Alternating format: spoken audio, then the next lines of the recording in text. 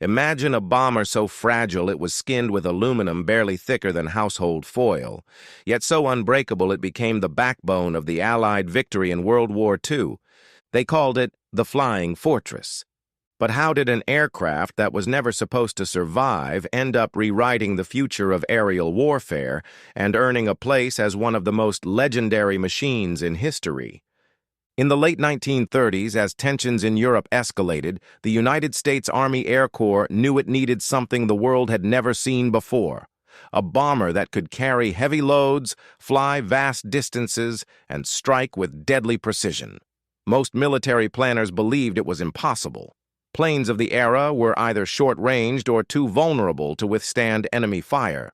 Then came the prototype that would change everything: Boeing's Model 299. At first glance, it looked ordinary, just another four-engine aircraft in a world that was still dominated by biplanes and twin-engine designs. But what set it apart was ambition.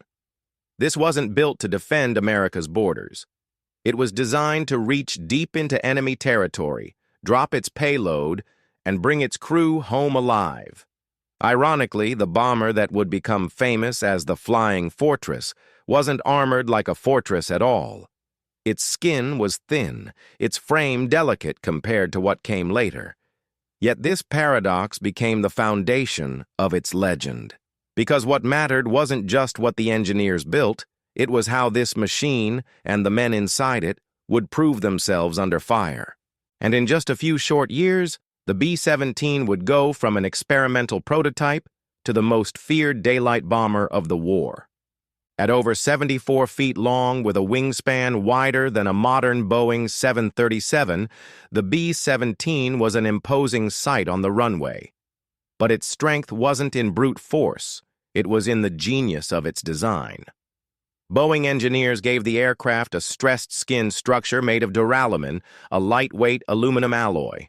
On paper, it sounded like a weakness. The skin was only about 1/50th of an inch thick, just 3 or 4 times thicker than household foil.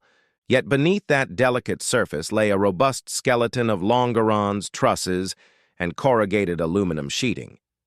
It was light enough to lift massive bomb loads, but strong enough to keep flying even when riddled with holes. That paradox, fragile yet durable, became its defining characteristic. The B-17 could take off weighing up to 72,000 pounds when pushed to its limits, carrying bombs, guns, fuel, and the 10 men whose lives depended on it. Its control surfaces were fabric-covered, simple but effective. Every inch of its structure balanced one thing: efficiency. It wasn't built to be indestructible. It was built to keep going just long enough to complete its mission. And when combined with its formidable firepower, the bomber's frame became more than just a machine. It became a fortress in the sky, a fortress that would soon be tested in the deadliest missions of the war. The B-17 wasn't just an aircraft. It was a flying ecosystem, kept alive by 10 men working in perfect unison. Each crew member had a role, and each role carried life-or-death responsibility. At the top was the commander, whose decisions determined whether his crew lived or died. Beside him sat the co-pilot, ready to take over at a moment's notice. Behind them, the engineer monitored every system: fuel, engines, and guns, while manning the dorsal turret to protect against attacks from above. In the glass nose crouched the bombardier, whose single task was to guide the bombs onto target. Alongside him, the navigator charted the course using maps, instruments, and even the stars, ensuring that the fortress could find its way through thousands of miles of hostile skies. The radio operator handled communication and, in emergencies, grabbed a gun to fight back. Then came the gunners, the ball turret gunner, curled into a cramped glass sphere beneath the aircraft, the waist gunners, firing from the fuselage windows, and the tail gunner, guarding the most vulnerable rear position. Each man relied on the others, because one weak link could mean disaster. Together, they were a team forged by fire. Their odds of survival on missions were often terrifyingly low, But every man who climbed aboard the flying fortress knew the risk. And still, they flew. Despite its nickname, the flying fortress wasn't wrapped in impenetrable armor. In fact, its protection was surprisingly thin. Sheets of manganese steel were mounted on rubber padding around critical areas, offering some defense against shrapnel and small-caliber rounds. But when it came to direct hits from heavy cannons or flak explosions, that armor was little more than a last line of hope. Enemy fire wasn't the only danger. German anti-aircraft crews filled the skies with black bursts of flak, timed to detonate at the precise altitude of the incoming bombers. To survive, B-17 pilots were taught to weave, changing course by 30 degrees every 40 seconds. It was a desperate dance, designed to throw off the gunners below. But maneuvering in formation was perilous.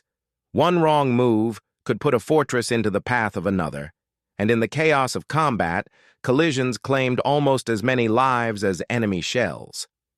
Still, the crews flew on, knowing that their survival depended not just on armor plates or evasive tactics, but on sheer determination. The truth was simple.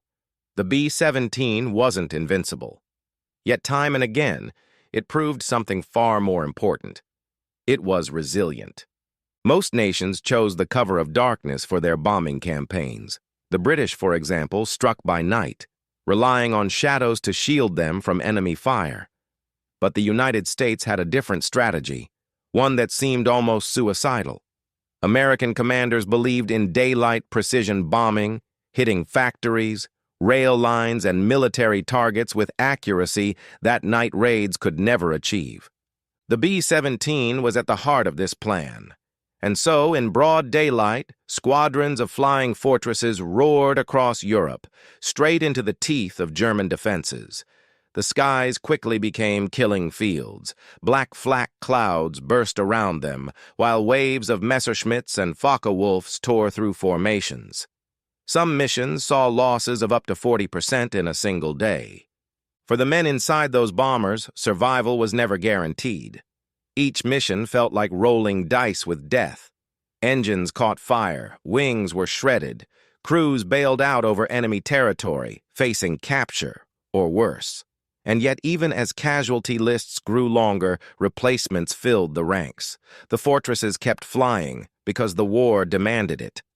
Every raid was a gamble. But if the B-17s could endure, their daylight missions promised one thing: to break the enemy's ability to wage war at its core. What transformed the B-17 from just another bomber into a legend wasn't its speed or even its bomb load. It was its uncanny ability to survive. Time and again, stories emerged of fortresses limping home when, by all logic, they should have been lost. Some returned with engines torn away, wings shredded, or tails hanging by a thread. Others landed riddled with hundreds of bullet holes, holes so large that daylight streamed through the fuselage. There were aircraft that touched down missing entire sections of their control surfaces, guided home only by the sheer determination of their crews. These images spread quickly, not just among the men who flew them, but across newspapers and newsreels. The B-17 became a symbol of resilience. It gave hope to the crews climbing aboard for the next mission and to the civilians back home who prayed for them. If one plane could come back against impossible odds, maybe their loved ones could too. And that resilience wasn't just psychological. It shifted the course of the air war. German defenses realized that bringing down a fortress wasn't as simple as they thought. Allied planners realized they had something truly extraordinary. A machine that could absorb punishment and still deliver victory. By the final years of World War II, the B-17 Flying Fortress was more than just an aircraft. It was the backbone of the Allied bombing campaign. From the fields of England, thousands of fortresses thundered into the skies, hammering Germany's industrial heartlands and crippling its ability to sustain the war. The cost was staggering. Tens of thousands of airmen never returned, their fortresses lost to flak, fighters, or the unforgiving cold at 25,000 feet. but the sacrifice achieved what seemed impossible: the systematic dismantling of the Axis war machine. Every destroyed factory, every broken rail line, every crippled fuel depot pushed the enemy one step closer to collapse. After the war, the B-17's reputation only grew. Survivors spoke of it not as a machine, but as a living companion that carried them home. Museums preserved its battered frames, each dent and scar telling a story of courage. For many, the fortress became a symbol of endurance itself, fragile in construction, yet unbreakable in spirit. Even today, the roar of a surviving B-17's engines stirs something deeper than nostalgia. It recalls an era when victory was anything but certain, and when an aircraft nicknamed the Flying Fortress became a beacon of resilience for a world at war. The B-17 Flying Fortress was never perfect. Its armor was thin, its missions were brutal, and the odds were often against the men who flew it. Yet, in spite of every weakness, it became one of the most iconic aircraft in history. What made it legendary wasn't just the bombs it dropped or the missions it completed. It was the resilience it represented. Time and again, it defied expectations. Time and again, it carried crews through impossible skies and brought them home when logic said they should never return. In the end, the B-17 wasn't just a weapon of war. It was a symbol of endurance, sacrifice, and unshakable determination. A reminder that even in the darkest days, strength can come from the most unlikely places. And that is why the world still remembers the Flying Fortress. Not simply as a machine of steel and rivets, but as a legend that proved the fragile can be mighty, and that resilience can change the course of history.